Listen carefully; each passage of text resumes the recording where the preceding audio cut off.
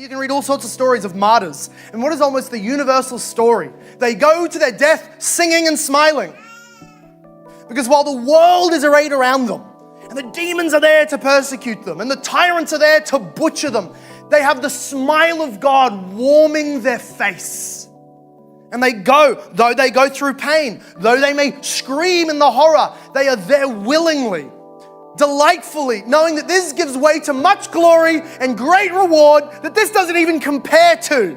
Go on, send me to heaven. There was a story of a martyr in England hundreds of years ago, and he was being marched up the stairs of his hanging, and he couldn't help but be singing a hymn, even through the gagged mouth and under the pillowcase or head cover that he wore. And they said, "Why are you singing, son?"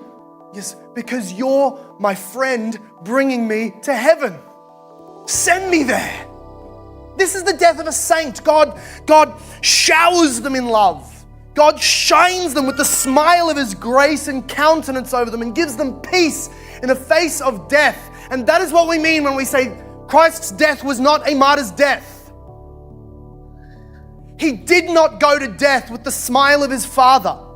He did not go to death with the peace and the consolation of the Spirit.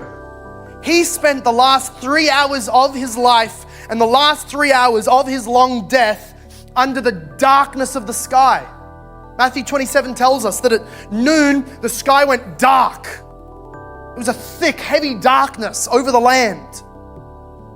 And it didn't become light again until his breath expired and he died. He died under the darkness of the sun, as if the sun was trying to tell us something. As if the Father was communicating through the sunbeams. This is not a blessed saint dying an unfortunate situation. This is a sacrifice dying as a conglomeration and a pile of horrible curse and sin. Jesus became sin for us.